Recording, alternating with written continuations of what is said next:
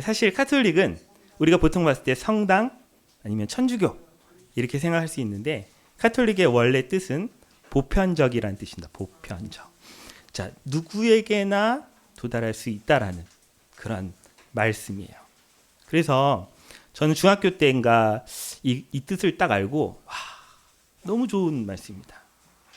왜냐하면 예수님께서 이 복음이 십자가의 복음이 사실 누구도 가리지 않잖아요. 정말 가난한 자, 아니면 저기 대통령, 아니면 한 나라의 왕, 아니면 아주 거지들, 맞아요. 거지들 누구도 가리지 않고 무차별적으로 이 복음이 모두에게 편만하게 퍼진다라는 그 말이 너무 좋았어요. 그래서 저는 원래 오태신앙인데 중학교 때 카톨릭으로 개종을 해볼까 잠깐 생각을 한 적이 있었어요. 근데 그때 꿈이 하나 생겼습니다. 뭐가 생겼냐면 어렸을 때 정말 다른 건 모르겠는데 로마, 바티칸에 한번 꼭 가봐야 되겠다. 성 바오로 성당이 있는 그 바티칸, 네, 가보세요. 혹시 가보신 분 계십니까? 안 가보셨어요? 목사님 가보시고. 네, 목사님하고 저밖에 없네요. 좀 약간 잘난 척 좀 해보겠습니다. 제가 너무 가보고 싶었는데 사실 뭐 이렇게 재정적인 부분이나 이런 부분들이 좀 어려운 부분이 있어갖고 쉽진 않았는데 그래도 한번 기회가 딱 생겼을 때 저희 아내하고 저희 아들이 한 로아 정도 됐을 것 같아요. 그때쯤에 가봤어요. 아주 큰 마음과 큰 빚을 지고 갔습니다. 가서 너무 좋았어요. 로마라는 그 곳이 기독교의 또 기본적인 아주 큰 성지이기도 하고 곳곳에 가면 성당들이 있고, 근데 그 중에 이제 바티칸에 있는 성 바오로 성당에 이제 갔을 때 너무 감사하더라고요. 여기 이 전 세계가 복음화되는 부분에 있어서 이 성당이 큰 것을 차지했겠구나라고 생각하면서 거기 이렇게 쫙 다녔어요. 너무너무 은혜로웠습니다. 특별히 우리 아들이 그때 잘 걷긴 하는데 좀 힘들어하는 그런 때인데 거기 유모차를 못 갖고 가거든요. 근데 그 천지창조라는 그 아시죠? 그 위에 딱 갈 때 그때쯤 아기가 잠이 들었어요. 아기를 이렇게 끌어안고 이렇게 위를 이렇게 보면서 이렇게 갔을 때 그 아픔이 아직도 기억이 납니다. 얼마나 힘들었는지. 마지막에 이제 그 코스 중에 제일 마지막에 그 성 바오로 성당에 그 본당이라 그러죠. 가장 큰 곳에 이제 가는 것이 거기 마지막 그 코스예요. 거기까지 너무 은혜로웠어요. 너무너무 좋았어요. 그 근처에는 그 뭐 피에타라고 그 미켈란젤로가 이렇게 만들어 놓은 그 마리아가 그 예수님을 이렇게 안고 있는 그런 모습도 그 옆에 있고요. 근데 이렇게 보다 보니 저 위에가 황금색으로 쫙 둘러져 있더라고요. 그거 보면서 물어봤어요. 저게 진짜 금입니까? 그랬더니 그 가이드가 얘기하더라고요. 진짜 금이라고. 그때 제 마음이 무너졌어요. 그때 있었던 은혜들이 한 번에 다 무너졌습니다.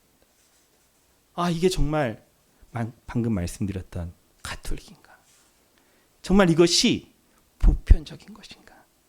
우리 모두에게 오는 그 은혜였던가라는 생각이 들더라고요. 하나님께서는 우리 모두에게 예수 그리스도를 보내주셨어. 정말 우리 가난한 자, 목마른 자, 아주 부자들, 모든 자들을 위한 이 복음이 펼쳐졌는데 이 가톨릭에서는 말은 캐톨릭인데 그들은 그것을 실천하지 못하고 있는가 보다. 마음이 많이 안타까웠던 기억이 납니다. 혹시 여기 캐톨릭 신자가 계시면 죄송합니다. 오늘 말씀을 좀 전하기 위해서 이 말씀을 잠깐 나눴는데요. 오늘 말씀에 보면 본문에서는 예수님께서 이 제자들과 군중들 앞에서 자기가 가르침을 주고 있는 그러한 상황입니다. 뭐 지금이랑 비슷하다고 생각하시면 될 것 같아요. 근데 군중 중에 율법 교사가 있었어요. 여러분 율법 교사는요 말하자면 담임 목사님 같은 분입니다. 제가 지금 부목사잖아요. 설교하는데 얼마나 떨릴까요? 담임 목사님 계신데, 그렇죠? 그것도 맨 앞에서 이렇게 계시면 엄청 떨려요. 그런데 뭐 마찬가지입니다. 우리 여기에 성경을 너무도 잘 아는 사람들이 너무도 많죠, 그렇죠? 저보다도 또 오랫동안 신앙생활을 한 경우도 많을 텐데 그러한 상황이에요. 그런 율법 교사입니다. 근데요, 이 율법 교사는요, 서기관 아니면 교법사 아니면 여러분들이 잘 알고 있는 바리새인들 중에 한 명이라고 생각이 됩니다. 전문가예요, 전문가. 지금으로 얘기하면 뭐 법에 대해서 아주 정통한 검사, 판사 뭐 이런 사람이 될 수도 있고요. 아니면 그때 당시에 국회의원이 될 수도 있고, 그 모든 엄청난 사람들이라고 생각하시면 됩니다. 공인된 유대교의 지도자라고 하는 사람이 바로 이렇게 예수님께서 말씀을 전하고 있을 때 바로 그때 있었어요. 그때 이 율법 교사가 질문이 있습니다 하고 손을 딱 드는 거예요. 어땠을까요? 만약에 담임 목사님께 갑자기 질문인데 이렇게 얘기하시면 저는 무너졌을 겁니다. 어떠실까요? 그리고 질문합니다. 율법 교사가 질문을 하는 거죠. 여러분 의도가 좀 익히지 않습니까? 좀 그 얘기가 좀 안 맞는 것 같은데요? 이런 생각도 좀 있을 수 있고, 지금까지 들은 얘기가. 그리고 내가 하는 건 이런데 그래요. 예수는 당신은 어떻게 생각합니까? 라고 질문의 의도가 분명히 있을 것입니다. 그래서 질문의 의도가 바로 무엇입니까? 질문합니다. 선생님, 내가 무엇을 해야 영생을 얻을 수 있을까요? 여러분들의 삶에 질문들이 많이 있을 거예요. 여러분들의 삶에 이건 왜 이렇게 되지? 왜 이렇게 되지라는 생각들이 되게 많이 있을 거예요. 그런데 인간의 가장 기본적인, 가장 근본적인 질문은 내가 왜 사냐일 겁니다. 그리고 두 번째로 우리는 어디로 갈 것인가에 대한 질문이죠. 내가 어느 곳으로 가게 될 것인지에 대한 질문이에요, 사실은. 이때 바로 이렇게 질문하는 거예요. 우리가 무엇을 해야 영생을 얻게 됩니까? 방금 말씀드린 것처럼 예수님을 시험해 보려고, 이 본질적인 질문에 대해서 어떻게 대답하는지 보려고 물어보는 겁니다. 당시의 유대인들에게 일반적인 관심은요, 무엇을 해야만 영생을 얻는가? 그리고 두 번째는 율법, 자기들이 지키고 기억하고 그렇게 또 살아가려고 하는 이 율법의 본질, 왜 이게 있나라는 것을 계속해서 연구하는 사람들이에요. 이 두 가지 질문입니다. 영생과 그리고 율법의 본질. 우리가 지금 얘기했던 것 같이, 우리가 좀 그런 질문인 거예요. 구원과 그리고 말씀의 본질에 대한 부분을 딱 질문하는 거예요. 아주 적정하고 중심을 딱 잡는 것일 수 있죠. 그런데 그 의도가 있습니다. 뭐냐면 너무 근본적인 질문이고, 자기들도 맨날 이것 때문에 머리 싸매고 헤매고 있는데 그 예수 너는 뭐라고 대답할지 궁금한 거죠. 근데요, 질문자는요 사실은 유능한 율법자이기 때문에 이 질문에 대한 답을 알고 있어요. 왜냐하면 율법에 다 써 있으니까요.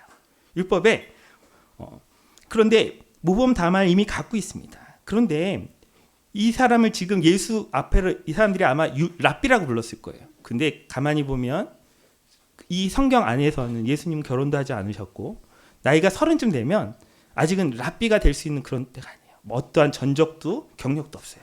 뭐 서울대 교수를 막 했다 이런 것도 없고요. 하버드를 막 졸업했다 뭐 이런 게 없어요. 이런 아무런 학력과 아무런 것이 보이지 않는 사람한테 물어보는 거예요. 랍비, 선생님, 당신이 이것에 대해서 어떻게 생각합니까? 라는 도전적인 질문이죠.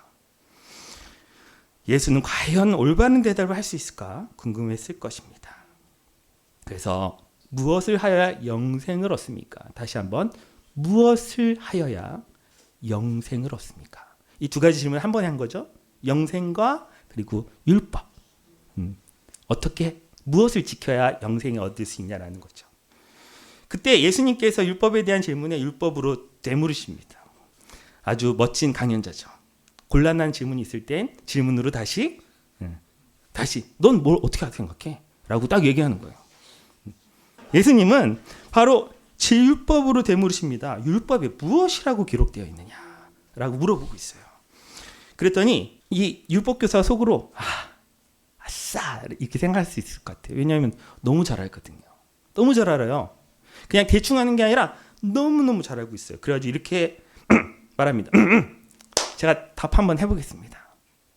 그래서 얘기합니다. 첫째는요, 너의 마음을 다하고 목숨을 다하고 힘을 다하여 뜻을 다하여 주 나의 하나님을 사랑하는 것입니다. 두 번째로 나의 이웃을 내 자신처럼 사랑하라 라고 말하고 있습니다. 여러분 아멘? 맞아요. 그러면서 예수님께서 맞아, 너의 대답이 옳다라고 얘기합니다. 그러면서 뭐라고 얘기합니까?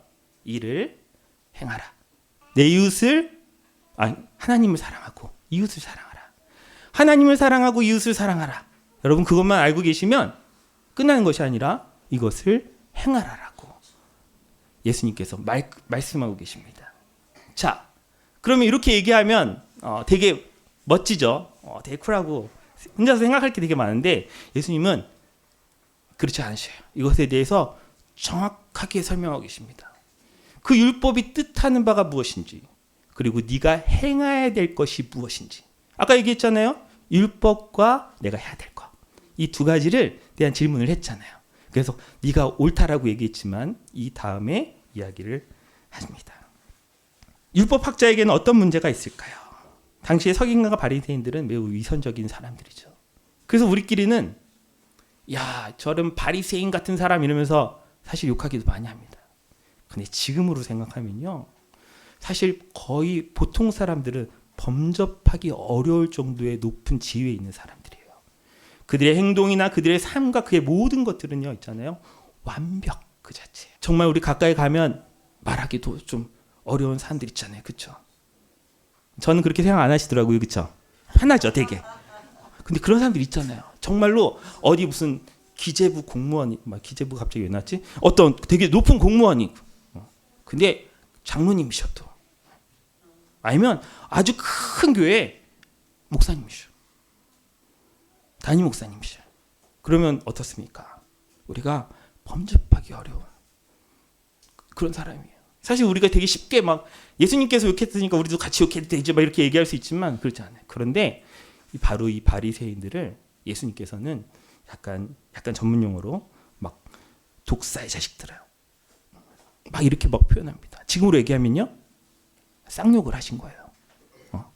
그때 당시에 있는 그 모든 지도자들, 정치적인 지도자들 그리고 종교적인 지도자들한테 이런 독사 같은 놈 말하고 얘기 막 하고 있는 겁니다. 여러분 지나가는 사람이 누가 나한테 그렇게 얘기하면 기분 좋을까 안 좋을까요? 안 좋아요. 근데 그 높은 사람들이 그 얘기를 듣고 얼마나 속이 화가 나고 짜증이 나겠습니까? 그런데 바로 예수님께서는 이 얘기로 얘기하십니다. 말씀이 옳다. 너의 생각이 옳다. 그렇다면 그렇게 해라 라고 얘기합니다. 율법교사는 무언가 한 대 맞은 기분이 확 들겠죠. 자신의 위선과 그러니까 위선이 탄로난 듯합니다. 이제 그래서 자기의 옳음을 한번 보여주고 싶었죠. 머리가 막 돌아갑니다. 그래서 행함으로 사랑했던 내가 뭘까? 내가 무엇을 했었을까? 라고 생각을 막 하다가 몇 가지가 생각이 났을 거예요. 그리고 그러니까 삶이 사실은 굉장히 구제나 이런 것들 굉장히 많이 하는 삶이거든요. 그래서 다시 한번 묻습니다. 다시 한번 물어봅니다. 그러면 그 내 이웃은 누구입니까? 오늘 내 이웃이 누구냐고 물어본 이 바리새인의 질문입니다. 질문 안에 어쩌면 그의 위선이 포함되어 있을 수 있죠. 신명기 6장 5절에는 이런 말씀이 있어요. 당신들은 마음을 다하고 뜻을 다하고 힘을 다하여 주 당신들의 하나님을 사랑하십시오. 자, 그리고 이것과 같은 것으로 레위기 19장 18절에 이렇게 얘기합니다. 한 백성끼리 앙심을 품거나 원수 갚는 일이 없도록 하여라. 다만 너는 너의 이웃을 내 몸처럼 사랑하여라. 나는 주다. 라는 표현이 딱 두 가지가 있는 거예요. 자, 이것은 1번 하나님을 사랑하고 2번 이웃을 사랑하라가 아니라 1번 하나님을 사랑해라, 1번 이웃을 사랑해라, 이런 표현이에요. 첫째로 둘째로 이게 아니라, 물론 성경에 그렇게 나와 있는데 하나님을 사랑하면 이웃을 사랑하는 것이 하나님을 사랑하는 것이다 라고 얘기하고 있습니다. 말씀 아까 율법 교사가 딱 표현했던 것이죠. 그런데 이 본문에 이 율법 교사에게 그 이웃은 누구였을까요? 여기서 얘기하는 내 동포, 내 백성이었을 것입니다. 그런데 이런 말씀이 있어요. 레위기 19장 34절에 보면 너희와 함께 사는 그 외국인 나그네를 너희의 본토인처럼 여기고 그를 너희의 몸과 같이 사랑하여라. 이 표현 똑같이 나왔죠? 누구한테 얘기하는 거죠? 이방인 아니면 지나가는 사람들. 유대인을 포함하는 게 아니에요. 그 사람도 내 이웃을 내 몸과 같이 너희 몸같이 사랑하여라 라고 말하고 있습니다. 그러면서 표현이 뭐냐면 너희도 이집트 땅에 있을 땐 이방인이었어. 그들을 내 몸과 같이 사랑하라. 여러분 이 말씀을 율법교사가 알았을까요? 몰랐을까요? 알았을까요? 몰랐을까요? 알았어요. 다 알고 있는 거예요. 다 알고 있지만 자기는 그 말씀에 자기가 듣고 싶은 내가 생각했던 부분만 딱 파내서 얘기하고 있는 거예요. 유대인이 나의 이웃이고 내 근처에 사는 사람이 이웃이지 라고 얘기하는 것이죠. 하나님께서는 이방인도 똑같은 이웃으로 여기고 자신처럼 사랑하라고 명령하셨어요. 율법의 모든 말씀들은 다 지켜야 되는 부분이에요. 내가 무엇을 옳다고 생각하고 무엇이 맞다라고 생각하면서 취사 선택하는 것이 아닙니다. 바로 하나님께서는 유대인뿐만이 아니라 그의 이웃 이방인들도 다 포함하고 있는 것입니다. 그런데 속으로 이런 생각이 되겠죠. 누가 내 이웃입니까? 라고 질문할 때 유대인, 내 친구, 내 친척, 내 동포, 유대인 최소한 이 사람들이 유대인이지. 저 이방인들은 그때 당시로는 개돼지, 사람 같지도 않은 그러한 존재로 여겼다라는 거예요. 여러분 제가 배낭여행을 되게 좋아했어요. 지금도 좋아합니다. 근데 못 가죠. 근데 그 배낭여행 다닐 때 제일 같이 다니지 말아야 될 첫 번째가 누군지 아세요? 그 배낭여행자 첫 번째 제일 같이 다니지 말아야 되는 우리 여행자들끼리 얘기하는 사람이 있습니다. 누구냐면 바로 유대인 청년이에요. 이들이요 그 거만함이 정말 이를 데가 없어요. 그러니까 같이 유대인들하고 같이 유대인들이 아니고 같이 여행자들끼리는 되게 친하게 잘 지내는데 그 현지 사람들을 정말 제가 봤을 때는 약간 개돼지로 여기더라고요. 그 네팔에 갔으면 그 네팔에 있는 사람들하고 좀 이렇게 친하게 지내는데 거의 격을 이렇게 그 여행자면서도 막 같은 백인들이나 뭐 이렇게 여행자들하고는 되게 친하게 지내는데 딱 거부하고 그 현지에서 이렇게 재밌게 놀 수가 없어요. 두 번째는 혹시 아십니까? 두 번째는 여담인데 그 한국인 아저씨하고 여행하지 같이 말라고 하더라고요. 이렇게 다녀보면 그때는 제가 좀 어렸을 때였는데 약간 나이가 있으시면 어디 가서도 이렇게 대접을 받으려고 하시는지 대접이 안 되면 막 화를 내시더라고요. 한국말로 욕도 많이 하시고. 자, 그래 못 알아들으니까 그런가? 죄송합니다. 저도 이제 아저씨가 돼갖고 죄송합니다. 자, 그런데 맞아요. 이 유대인들이요. 자기 외의 사람들을 사실은 개돼지로 여겼다, 뭐 개새끼, 소새끼 이렇게 얘기하는 게 아니라 그냥 사람이라고 생각하지 않았던 것 같아요. 기본적으로. 왜냐하면 내가 하나님 백성이고 하나님의 백성 가운데 있는 것이 가장 본질적인 거라고 얘기하니까요. 자, 율법교사의 위선과 질문을 의도하여 파악하신 예수님께서 이제 이하로 답을 하기 시작합니다. 여러분 지금부터 이제 말씀을 딱 들어가는 건데 여러분 사마리아인에 대한 설교를 몇 번 들으셨습니까? 적어도 314번 정도는 들으셨죠? 아니에요? 처음 들어보신 분도 계시겠지만 되게 많이 들으셨을 거예요. 그래서 사실 본문이 딱 주어졌을 때 고민이 많이 되더라고요. 그래도 이 본문 가운데 정말 하나님의 뜻이 무엇인지를 정확히 전하는 것이 또 설교자의 역할인 것 같아서 이 본문 가운데 말씀을 전하도록 하겠습니다. 너무도 잘 아시는 선한 사마리아인에 대한 얘기입니다. 어떤 사람이요 예루살렘에서 여리고로 내려가다가 강도를 만났어요. 자, 예루살렘은 해발고도 한 800m, 한 700, 800 정도 된다. 그 사실 되게 높은 거예요. 그런데 여리고는 어느 쯤인지 아세요? 마이너스 250. 그러면 여기 바다 해발보다 더 낮다는 뜻이에요. 자, 안쪽에 있어갖고 산에서 쭉 내려가는 거예요. 한 1000m 정도 되는 거죠. 위로 따졌을 때는 1000m 정도 되는데 북한산 정도 돼요. 북한산이 1000m 좀 안 되나? 되게 높은 거예요. 근데 거기 이렇게 쭉 내려가고 있었는데 이때 바로 그 사람이 유대인입니다. 예루살렘에서 여리고로 가는 길이 경사진 유대 강이에요. 그래서 바위와 암석들이 되게 많아서 강도들이 승기가 되게 좋았어요. 그리고 가만히 보면 예루살렘에서 여리고로 간다고 하면 뭐 제사를 지내러 갔거나 올라갔다가 내려오거나 하여튼 무슨 일이 있어서 왔을 거예요. 그리고 그때 당시에 여리고는 굉장히 부자 땅이에요. 지금으로 얘기하면 강남인가요? 강남? 그런 되게 부자 땅, 되게 부유한 땅이에요. 지금도 굉장히 부유하다 그러더라고요. 여리고에 가면 성지순례 가면 여리고에 가서 과일을 꼭 먹어보라고 얘기하더라고요. 가보셨나요? 하여튼 너무도 풍족한 땅입니다. 어찌 됐건 여기를 이렇게 내려가고 있을 이 땅이 바로 그 길로 아무도 그러니까 다니지 않을 수가 없는 거죠. 근데 강도가 되게 많이 출몰하는데 정말로 이 사람이 혼자서 갔던 것 같아요. 그런데 강도를 만납니다. 강도로 만나다 번역된 페리핍토란 뜻은 주위를 둘러싸다는 뜻이에요. 지금으로 얘기하면 떼강도를 만난 거예요. 한 명이. 자, 근데 떼강도가 한 사람을 탈탈탈 털었어요. 타고 있던 나귀 그리고 뭐 여러 가방, 현금, 금반지, 시계, 목걸이 다 뺏었어요. 뭐 은행 계좌, 뭐 신용카드 다 뺏었던 거예요. 그런데 옷까지 다 벗겼나 봐요. 그때 당시에는 옷이 되게 비싼 거였대요.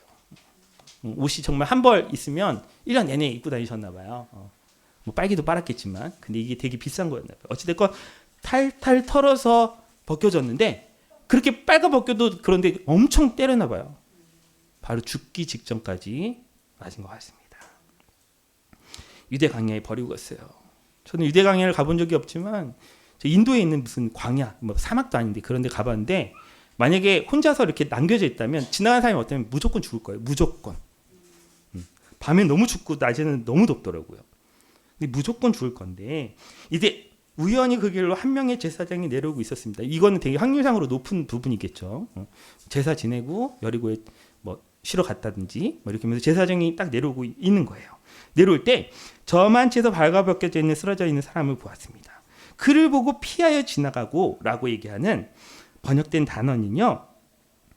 아티파레르 코마이라는 뜻인데 반대편으로 지나간다. 자, 멀리 지나가는 거예요. 가까이 가지도 않고. 그 주변이 어떻게 되는지도 모르고 야 저기 뭐 있다 그러면서 완전히 멀리 지나가고 있는 거예요. 멀리 돌아간 거예요. 근데 이해가 됩니다. 왜냐하면 제사장이에요. 제사장. 만약에 죽은 거나 그리고 피나 이런 것들 묻으면요. 정결의식에 엄청 걸려요. 이게 자기 일을 못한다니까. 일을 못해요. 그냥 가갖고 혼자서 정결의식을 하고 막 이렇게 있어야 돼요. 정확히 며칠인지는 정확히 기억 못하는데 그렇게 해야 돼요. 뭔가 묻기라도 하면. 지나갑니다. 두 번째는 레위인이 지나가죠. 레위인은 뭐 하는 사람입니까? 제사를 돕는 사람들이에요. 제사장들이 제사를 같이 그 옆에 있는 사람들이라면 제사 옆에서 그렇죠. 여러 가지 시중 들고 지금으로 얘기하면 부목사예요. 부목사. 아니면 장로님 이렇게 생각하시면 됩니다. 레위인은 아마도 좀 그 단어 같이 사용하지 않아요. 이렇게 돌아간 게 아니라 약간 이렇게 지나간 것 같아요. 그래서 괜찮나? 아유 살아는 있네. 가자. 그래서 갔을 거예요. 건들면은 또 이 사람도 안 되니까. 자, 여러분 이때쯤 되면 이야기를 만약에 처음 들었다라고 생각한다면 어떻게 생각합니까? 첫 번째 제사장, 두 번째 레위인, 그러면 세 번째는 유대인? 유대인 정도. 아시니까 그러죠. 모르면은 그냥 이야기를 하면 유대인 모르겠네. 유대인이 뒀나 보다. 그런데 갑자기 사마리아인이 딱 나옵니다. 사마리아인. 여러분 사마리아인 딱 떠올리면 누굴 떠올리면 되냐면요. 일본 사람. 그래도 잘 안 떠오르죠. 그냥 자기가 제일 싫어하거나 제일 사랑같이 여기지 않는 사람 혹시 있어요? 있으세요? 그런 사람을 딱 떠올리면 돼요. 사실은 자기의 머릿속에 있지도 않아. 자신이 생각했던 것들 가운데 사람 취급을 하지 않았기 때문에 그런 존재 자체를 생각 안 하는데 그런 사람이 딱 나타나는 거예요. 자, 어떻습니까? 여러분 유대인에게 사마리아 사람들이 갖는 의미를 혹시 아시나요? 잠깐만 설명하자면 사마리아는 북이스라엘의 수도였어요. 여러분 북이스라엘과 남유다로 이렇게 나눠졌던 거는 혹시 기억하시죠? 너무 옛날 일이라 기억을 못 하세요? 그래요. 자, 딱 이게 나눠져 있을 때 같은 민족이었죠. 그렇죠? 같은 민족이었는데 나눠졌어요. 근데 북이스라엘이 망하면서 사마리아 일부 주민들이 추방당하고 그곳에 아수르인들이 이주합니다. 그러니까 다른 사람들이 이주한 거예요. 그래서 사마리아 여인들이 아수르인의 처와 첩이 되는 거예요. 그러면서 완전히 아수르인의 피가 섞인 혼혈인들이 보면 현재 사마리아에 살고 있어요. 그 이후로 유대인들은요 사마리아 사람들을 말씀드린 것 같이 인간 취급하지 않아요. 사람 취급을 하지 않는다는 거예요. 같은 아브라함의 후손이지만 유대인들에게 사마리아인은 이웃도 아니고 이방인도 안 돼. 그 지나가는 어떤 이방인도 안 돼. 그냥 개 돼지도 안 되는 거예요. 개 돼지는 먹기라도 아니 개는 안 먹죠. 돼지는 먹기라도 하지. 이게 그런 게 아니 쓸데가 없는 사람. 존재 자체가. 그래 사람같이 나는 사람이 등등 등장합니다. 근데 이 사마리아인은 강도 만난 사람들을 어떻게 대하죠? 사람이 쓰러져 있는 것을 보고 급히 그 현장까지 들어서 그의 마음 안에 측은한 마음이라고 얘기합니다. 여러분 이 측은한 마음이 어디서 들려지는 단어인지 혹시 아세요? 예수님께서 병든 자들과 가난한 자를 봤을 때 이 측은한 마음. 근데 이게 측은한 게 불쌍하다. 너무 안 됐다. 저 어떡하니 저 저러다 죽겠다. 이게 아니에요. 정말로 내 애가 끊어진다. 내 속이 막 정말 너무 힘들어서 아파하는 그 마음들 있잖아요. 애통하는 마음들. 애통이 뭔지 아시죠? 그 창자가 끊어지는 고통이라고 얘기하더라고요. 여러분 웬만해서 누군가의 고통을 보고 애통의 감정을 느끼실 수 있으십니까? 전 한 번 느껴봤어요. 저희 아내가 그렇게 아파도 그렇게 애통하진 않더라고요. 솔직하게 말해서요, 그렇죠? 아유 너무 아프겠다 막 이렇게 얘기하는데 뭐 이렇게 애기 난다고 막 그 산통 막 이렇게 있을 때도 너 어떻게 너무 아프겠다 그러면서 잠자다 언제까지 아픈가 하면서 자고 막 이랬는데 아들이 아프니까 진짜 내가 대신 아팠으면 좋겠다. 그래도 솔직하게 얘기하면 내가 막 그렇게 아프진 않더라고요. 내가 대신 아팠으면 좋겠다라고 얘기하는 거지 진짜 아프고 싶진 않더라고요. 자 그래요. 근데 바로 그 표현이에요. 이게 표현이 맞다 안 맞다 내가 어떻게 그렇게까지 감정을 얘기하냐라고 얘기하지만 그런 표현인 거. 정말 너무너무 안타까운 거예요. 진짜 죽어가고 있으니까. 그때 돌봐줍니다. 자기 짐승의 상처에 기름을 바르고 포도주를 부어서 소독하고 입고 있던 자기 옷을 찢어서 상처를 싸매고요. 그리고 돌보아줍니다. 돌보아주다는 바로 의학 용어예요. 그러니까 치료해주다라는 거예요. 여러분 누가복음 누가 썼죠? 누가 썼죠? 누가 썼어요? 누가는 직업이 뭘까요? 의사예요. 의사기 때문에 이것을 정확히 표현한 거예요. 치료해줬어요. 그냥 도와주는 정도가 아니라 치료했어요. 자기가 할 수 있는 모든 것으로. 이 사마리아인이 뭐 외과 의사일 수도 있고 응급의학과 무슨 걸 수도 있겠지만 그게 아니라 자기가 할 수 있는 모든 것으로 치료합니다. 그래서 의사가 바로 이렇게 됩니다. 그렇게 돼서 여간방까지 가서요. 이 환자를요. 정성껏 간호합니다. 밤새도록 간호했다라는 뜻이에요.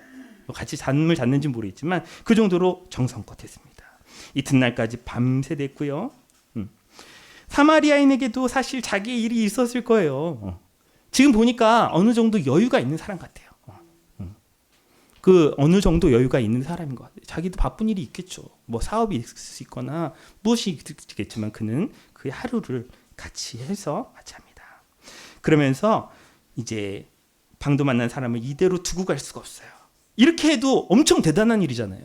그런데 주막 주인에게 데나리온 2를 주면서 이야기합니다. 이 사람을 돌봐주라라고 얘기해요. 여러분 그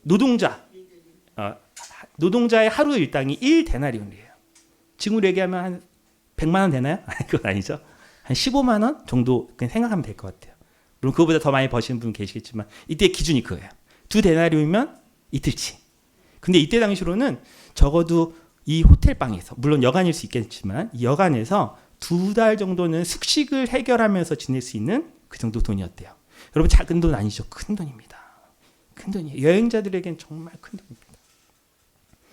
그러면서 얘기합니다. 이걸 지불했고요.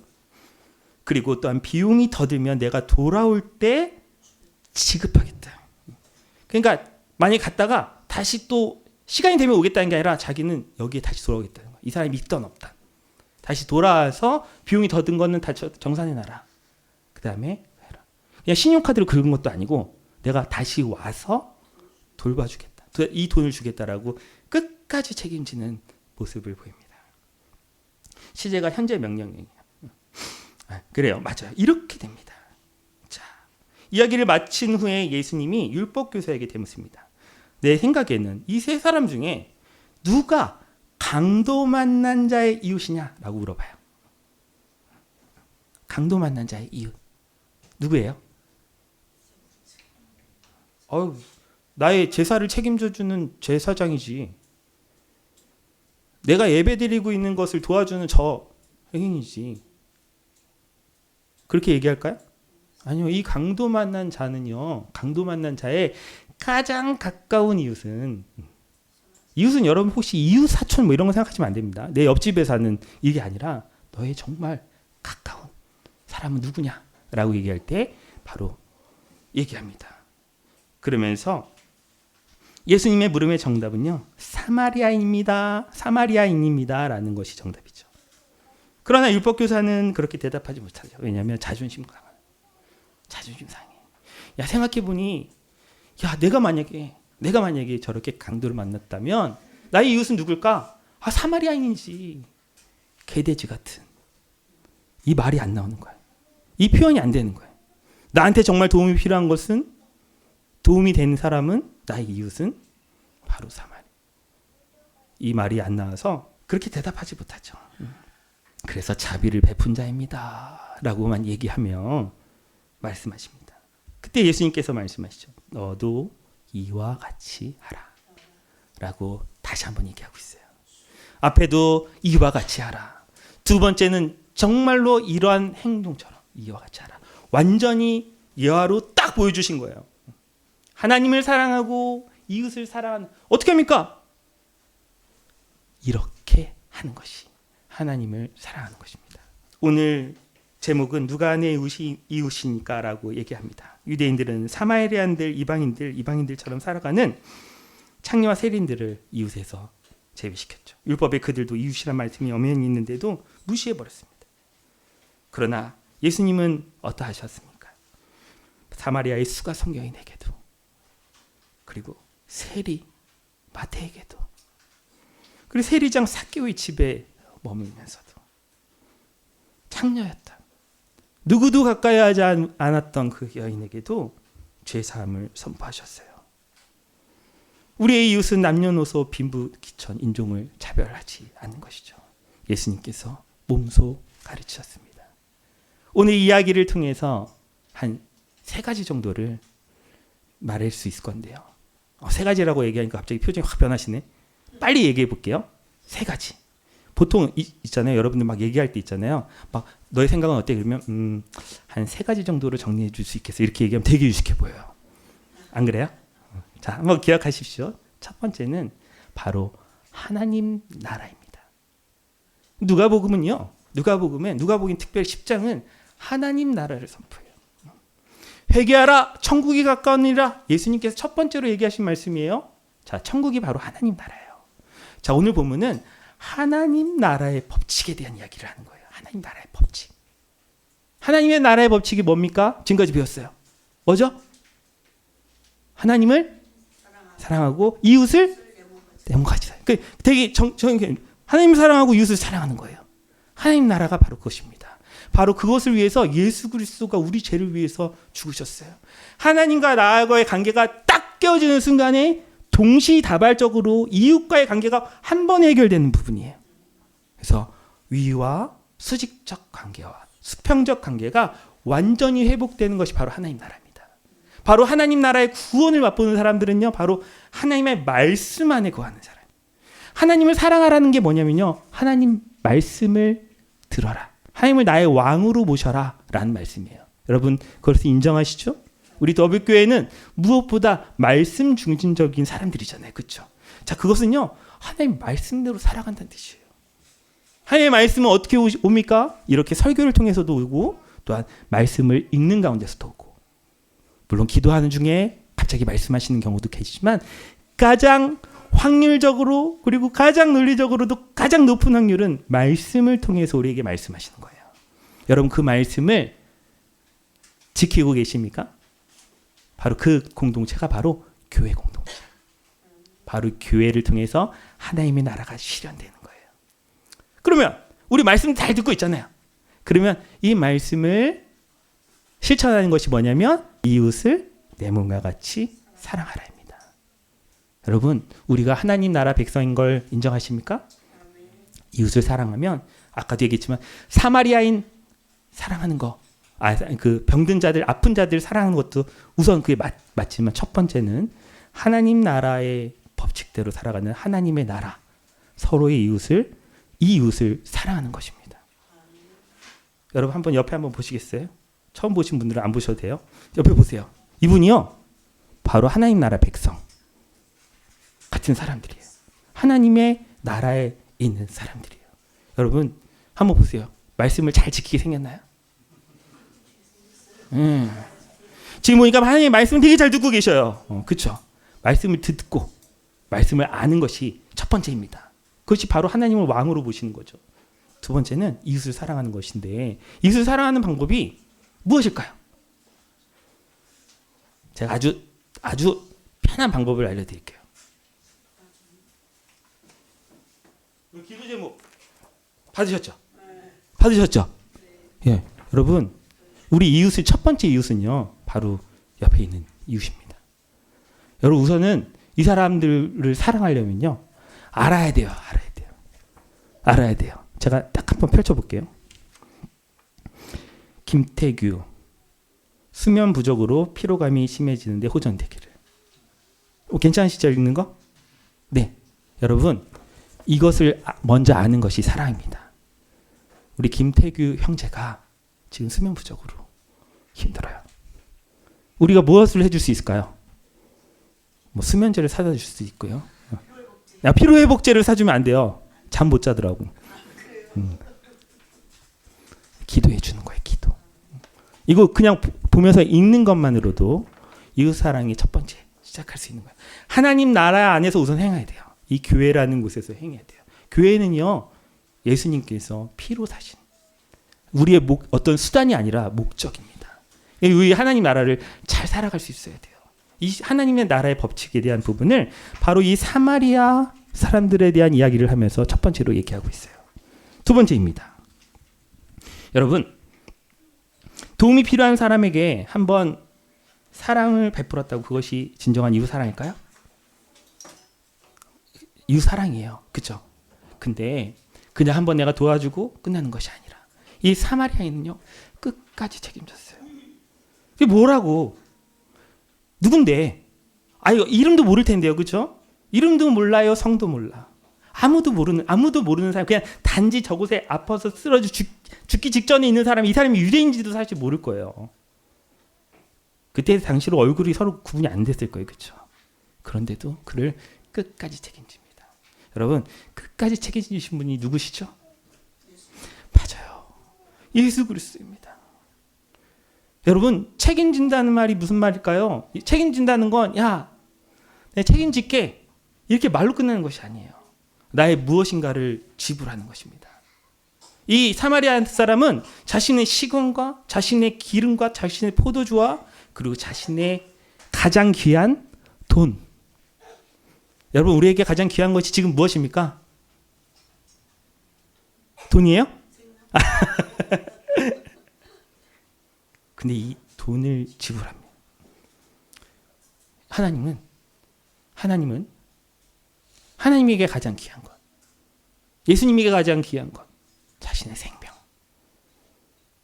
자신의 독생자, 바로 예수 그리스도를 우리를 책임지시기 위해서 이 땅에 보내셔서 대신 우리의 죄를 지시고 죽게 하셨어요. 책임지신 거예요. 여러분, 예수님은요, 죄로 인해서 비참한 우리들을 보셨습니다. 친구 삼으시고 제자 삼으셨어요. 얼마 전에 어떤 집사님께서 기도하시는데 그게 제 뼛속 깊이 들었는데, 뼛속 깊이 죄인이래. 우리가 뼛속 깊이 죄인. 여러분, 뼛속 깊이 죄인이고 원수면 있잖아요. 사실 앞에 대면하지도 못해요. 그냥 딱 만나면 죽여버리는 거야. 그게 바로 원수예요. 원수의 개념이 그래요. 우리 원수 사랑하라고 얘기하는데 사실 깊이 생각하면 그래요. 딱 만나면 죽여버려. 옛날에 막 무협지나 이런 거 있잖아요. 아버지의 원수. 평생 막 내가 이것을 끝까지 이겨내갖고 해가지고 딱 만나자마자 어떻게 해요? 막 용서하죠. 무협지에서는 그러잖아요. 그렇죠? 근데 그 원수가 바로 그런 존재예요. 하나님께는 우리를 너무도 아름답고 자신의 형상대로 이렇게 지어놓으셨는데 하나님을 왕으로 인정하지 않았을 때, 그가 완전히 죄인 되었을 때 그는 하나님 앞에 만날 수 없는 완전히 원수된 자. 근데 그때 우리를 구원하셨어요. 우리가 가장 죄인 되었을 때 구원하신 예수님, 하나님, 바로 끝까지 책임지시는 분이십니다. 그 예수님은요, 유대인이나 헬라인이나 차리나 창녀나 이런 구별하지 않아요. 미리 아시고 미리 정하시고 부르시고 의롭다 하시고 성령을 보내주셔서 힘주시고 능력 주시고 협력하여 선을 이루게 하시고 함께하게 하시고 바로 이 하나님의 나라를 이 더비교회를 통하여 이루게 하시고, 이 모든 것들이 이미 오신 하나님의 나라가 재림을 통하여 우리에게 하나님 나라가 이곳에 임하게 되는 그 역사를 기대하시는 여러분 되시기를 주님의 이름으로 축복드립니다. 세 번째입니다. 정말로 중요한 것이 있어요. 필요한 사람이, 사랑과 도움이 필요한 사람이 우리의 이웃이죠. 맞아요? 여러분, 이 부분을 다시 인정하시죠? 그런데요, 정말 중요한 게 뭐냐면요, 그 육적인 것만만 국한될 수가 없어요. 정말 그 사람을 책임지는 것은 그 사람의 생명을 사랑하는 거예요. 여러분, 영혼의 문제가 더욱 중요합니다. 여러분, 하나님을 여러분 아무리 겉으로 봤을 때 다 멀쩡해 보이죠? 길거리에 있는 사람들 다 멀쩡해 보이잖아요. 그렇죠? 근데 그 사람들이요, 예수님을 모른다면, 하나님을 모른다면 죽은 목숨입니다. 장담할 수 있어요. 저는요, 장담할 수 있어요. 영원한 형벌에, 영원한 죽음에 이를 수밖에 없어요. 근데 여러분, 지금 제가 여러분 보잖아요? 제가 이렇게 보잖아요? 그럼 지금 표정도 별로 안 좋으시고 점점 이렇게 막 졸음도 막 오고 하시지만 영원한 생명 가운데 있음을 제가 장담합니다. 아멘? 아멘? 네. 근데 아닌 사람들도 있어요. 그건 인정해야 돼요. 우리가 같이 인정하고. 그런데 영원한 생명 가운데 있어요. 우리가 겉보기에는 그래 뭐 괜찮네. 이런 존재지만 우리 정말 이 영혼 가운데 있음을 기억하시기 바랍니다. 여러분, 그렇다면 우리의 이웃은 누구입니까? 우리 옆에 있는 사람들만입니까? 아니요. 믿지 않는 자예요. 여러분, 특별히 제일 먼저 해야 되는 사람이 혹시 우리 가족들 중에 믿지 않는 자가 있다면 정말 애통해야 합니다. 애통. 속이 끓어야 돼요. 아니, 언젠가 하나님께서 믿게 해주시겠지. 물론 맞아요. 그 말씀이 맞아요. 그런데도 더 애통하셔야 됩니다. 그때 우리가 무엇을 할까요? 막 더 가갖고 막 붙잡고 막 기도하고 막 전도하고 이래야 될까요? 아니, 그것도 맞죠. 그런데 그게 아닙니다. 그것만이 아닙니다. 그냥 있잖아요. 이것을 할 때는 어떻게 하냐면요, 온 교회가 함께 기도하면서요, 그 사람을 결정하는 거예요. 결정. 누군가 한 명을 결정하는 거예요. 포커스를 딱 맞추는 거예요. 그리고 우리 교회에서, 이 하나님 나라에서 하자고 하는 것을 한번 해보는 거예요.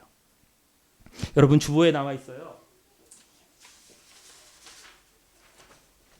지난주에 첫째 주 한 영혼을 품는 사순절 첫째 주, 여러분 한 영혼을 품는 매일 기도 하셨습니까? 안 하셨어도 괜찮아요. 한 영혼을 품으셨어요? 품으세요. 괜찮아요. 부끄러워. 저 사람 아직 필요 없는 것 같아. 이렇게 생각하지 마세요. 그러면 그건 하나님의 말씀을 듣고 하나님의 말씀대로 행하는 것. 바로 그것이 이런 것들을 지키는 거예요. 그냥 한번 정해보시는 거예요. 오늘 이번 주는 뭡니까? 카톡 문자. 여러분 카톡 문자 보내는 거 되게 어려워요? 저희 아내는 카톡 하나 보내라 그러면 30분 걸리더라고요. 문장을 막 다시 보고 이러더라고요. 아니, 그렇게 하지 않으셔도 돼요. 간단한 문자를 보내시고 그걸 보내시면 됩니다. 스타벅스, 이모티콘 이런 거. 간단하게. 아니, 돈으로 해결한 말씀 약간 농담이고요. 보내시면 됩니다. 메시지를 보내셔요. 뭐 내가 너를 기도하고 있다. 내가 지금 사순절 기간이어서 한 영혼을 품고 기도하고 있는데 기도하고 있어. 그러면 누가 막 전화해갖고 야 나한테 이런 문자 보내지 마. 기분 나빠. 이런 사람 있어요? 없으실 거예요. 보내시면 됩니다. 보내시고 만약에 지금 한 영혼을 품는 매일 기도 안 했으니까 나는 첫째 주 거 안 했으니까 둘째 주 거 안 해도 돼. 이렇게 하지 마시고 첫째 주 거를 다시 하시고 같이 바로 문자를 보내시고 이렇게 쭉 진행해 보는 거예요. 여러분 우리가 그 분이 예수 믿게 하는 것은 우리의 노력으로 사실 되는 게 아니에요. 구원을 받게 되는 것은 우리의 노력이 아니에요. 다 하나님께서 하시고 예수 그리스도의 그 대속의 죽음 때문에 모두 이루어진 거예요. 이거는 우리가 그냥 전하기만 하면 되는 거예요. 전하기만 하면 돼요. 이대로 한번 해보는 거예요. 안부 문자, 카톡을 본인심으로 동참하십시오. 아멘? 아멘. 예수님께서 이대로 행하라고 얘기했잖아요. 제가 이대로 행하는 것에 대한 얘기들을 하고 있는 거예요. 여러분, 예수님께서 그에게 말씀하십니다. 잘난 척하는 이 바리새인 바로 율법사에게 얘기하고죠. 네가 알고 있는 대로 그대로 행하라. 여러분 알고 계신 것대로 행하시면 가서 너도 이와 같이 하라. 바로 예수님께서 말씀하신 바로 온 율법과 선지자의 강령이에요. 말씀을 많이 읽고 말씀을 많이 듣는 것이 중요하지 않아요. 그 말씀의 본질이 무엇인지 그 말씀대로 행하는 것이 우리에게 가장 중요한 것입니다. 가서 너도 이와 같이 행하라. 예수님의 이 말씀에 아멘으로 화답하고 순종하는 복되고 귀한 성도님들이 되시기를 주님의 이름으로 축원드리며 기도합니다. 하나님 은혜를 감사합니다. 이 시간에 함께 말씀을 놓고 기도하겠습니다. 오늘 들은 말씀 가운데 하나님께서 우리에게 하나님을 사랑하고 이웃을 내 몸과 같이 사랑하라. 사실 이 말씀만 다 그대로 실천해도 무슨 얘기인지 다 기억이 나요. 여러분 이것을 놓고 다시 기도합시다. 그리고 지금 한 영혼을 품고 있는 자가 있다면 그 한 영혼을 위해서 지금 잠시라도 기도하고 또 아직 정해지지 않은 사람이 있다면 내 마음속에 하나님 그 한 이웃을 내 사랑으로 함께하게 해주십시오. 기도하겠습니다. 기도합니다. 하나님 아버지 감사합니다. 오늘 말씀을 통하여 하나님 나라 백성으로서 살아가야 할 우리 인생이 어떻게 하나님을 사랑하고 우리의 이웃을 사랑해야 할지를 가르쳐 주시니 감사합니다. 주님 아는 대로 들은 대로 그대로 행하라 말씀하신 대로 이번 한 주간 주님이 마음이 머무시는 한 영혼 품고 기도하고 그리고 돕고 돌보는 한 주간 되게 해 주십시오. 이제는 우리 주 예수 그리스도의 은혜와 하나님 아버지의 무한하신 사랑과 성령님의 교통하심과 인도하심이 하나님 나라 백성으로서 이제 이웃을 주님의 말씀하신 대로 돌보고 사랑하고 살아가기로 결단하며 이제 세상으로 나아가는 주님의 백성들 위에 그 기업 위에 자녀들 위에 가정 위에 그리고 더비교회 공동체 위에 이제부터 영원토록 함께 하시기를 간절히 축원하옵나이다. 아멘.